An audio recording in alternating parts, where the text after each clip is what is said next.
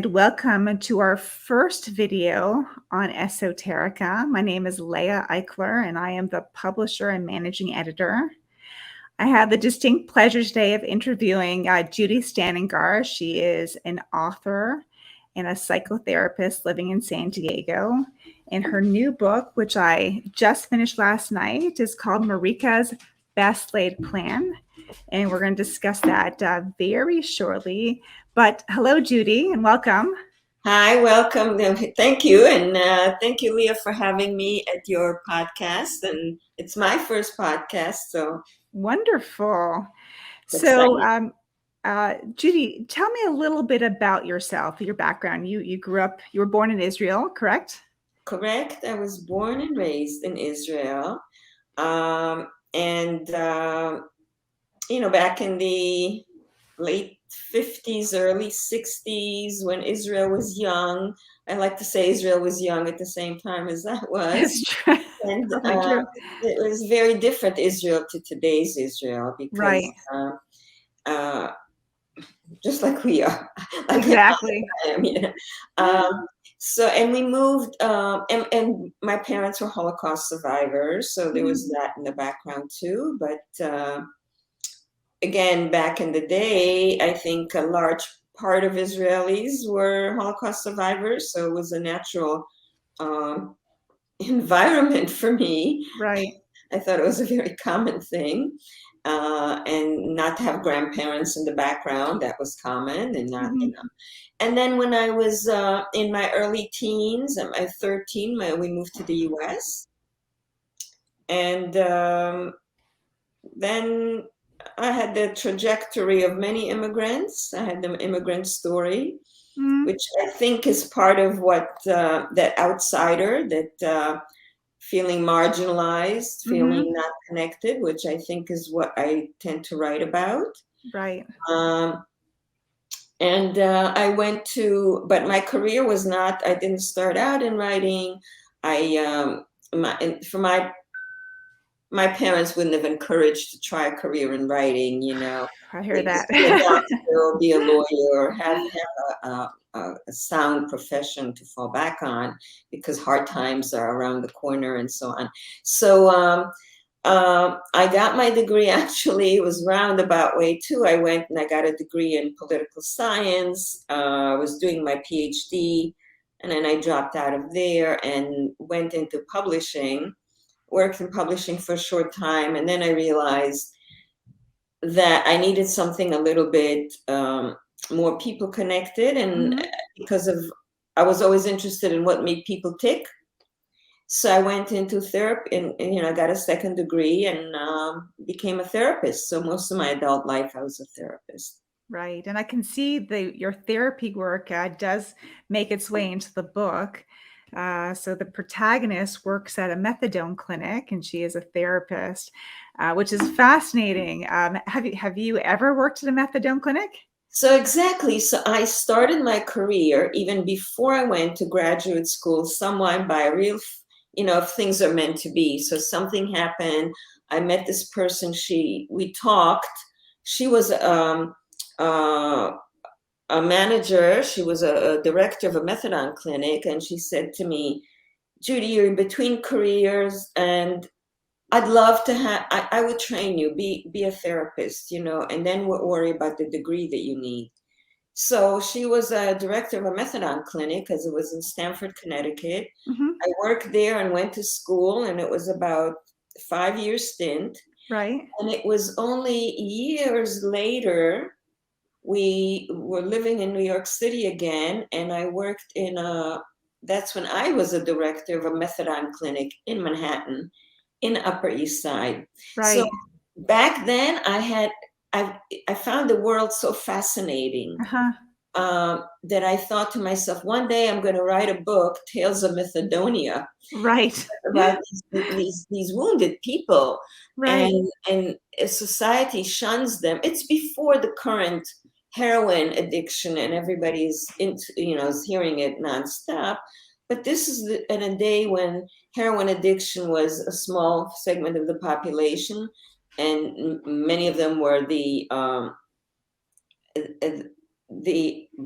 Black, the brown, the Hispanics. And so that's the world that was at that time. And I just Right. found it fascinating. And I thought, and I had the idea of writing a book, but of course, life interfered with my plans and I didn't do it for quite a while. Well, it obviously percolated for many years because there's some fascinating tales about working in a methadone clinic in this book, and I imagine you have many more stories. So perhaps that'll be your next book of short stories, Tales from Methadonia. I think it's a great title. Thank you.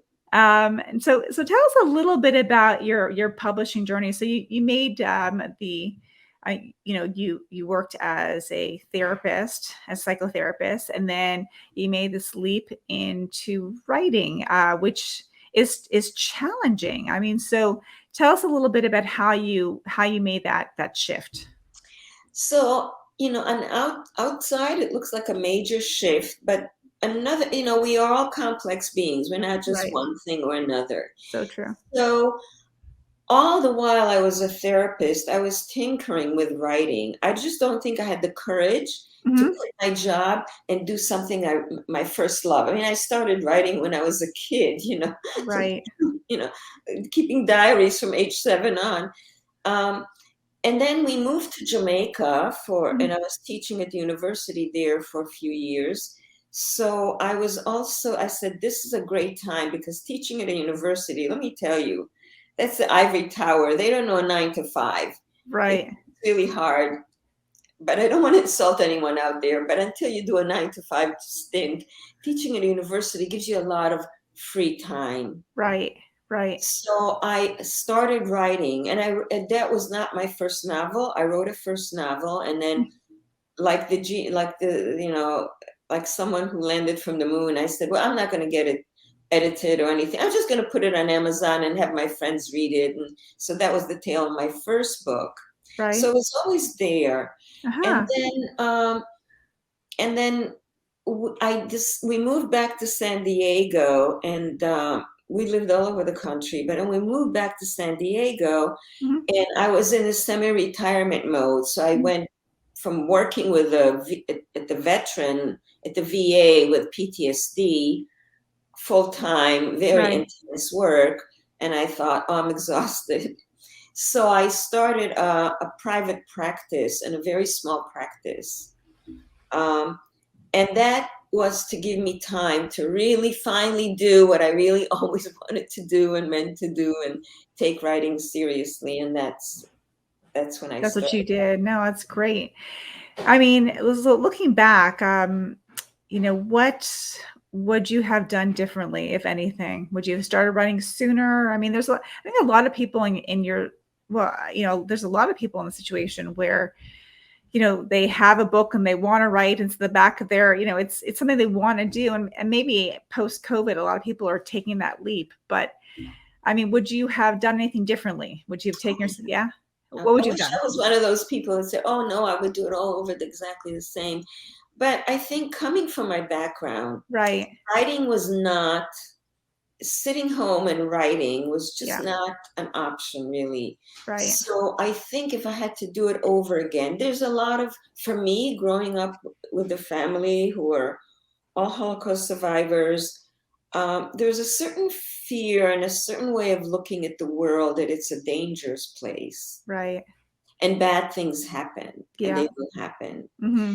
So you have to be prepared. I Yeah. mean, jokingly in the book, I say that my character Marika keeps lots of canned food in her kitchen because you never know when the That's war right. starts and there won't be food. Hmm. And um, and believe me, a lot of my family in Israel probably still do that. But So, yeah. So tell me a little bit about your parents. Where were I mean, you were born in Israel. Where were your parents born? so my dad was born in Germany and my mom in Poland. Hmm.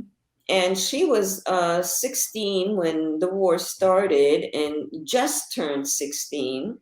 She was 1 month turned 16, and she was pretty quickly taken to a labor camp, and she spent the war in a labor camp. And my father, it was a very long story, but he ended up running to Russia and being in the Gulag. Hmm.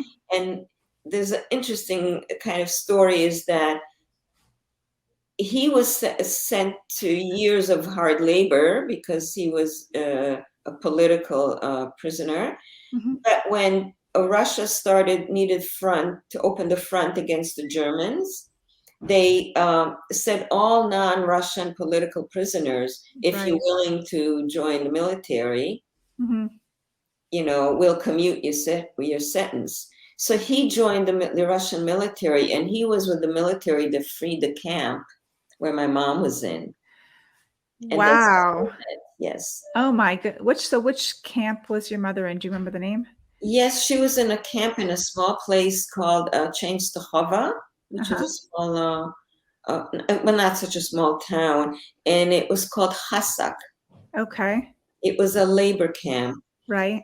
She survived. Some of her siblings didn't survive, and the same goes with my father's family. And interestingly enough, I know a lot about your family because um, just the last name, my uncle, who was an Eichler, Right. was one of 10 children, and only 2 survived. So there's the tale of the Holocaust, and There is. yeah. So interesting. We'll segue to that. Judy and I met just casually via Facebook because she recognized my last name as Eichler, which is also, or Eichler, which is how my grandfather would have pronounced it. And it's been Canadianized or Americanized over the last generation. But Judy's family is also Eichlers, and we tried to figure out how we are related. We most likely are somehow. There aren't that many of us, that many of us really. So that was our common connection, and it's interesting. We seem to have a lot in common because we're both writers. We're both Eichlers. We're both. We found out we're both. Her husband and my partner, my long-term partner, are both Jamaican. So we seem to have a lot in common. We are family in a way that we may not ever fully understand, but family nonetheless. I joke, by the way, that Eichler, I think, is a Germanic name. Right. So and back then, people had 10 children, so many survived, so many didn't, and then wives died, and the men remarried and had 10 more children. Right. So it probably all comes to one man. Probably. If you go back a few generations, and we're all connected. I'm sure you're right. So Judy, tell me, now that you have your first book that you published yourself, and then this other book, Marika's Best Laid Plan.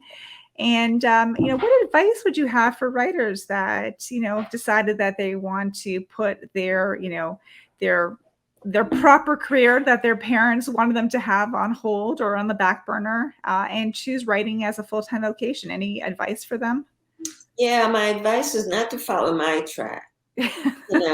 It's to to be fearless, right, and to just follow what you want to do. I know there are pressures, and it's easier said than done. Obviously, I didn't do it, right, but I think if that's what you want to do, I always think of Bob Dylan. mm-hmm. Whose father didn't want him at all. He wanted him to go be an engineer in college.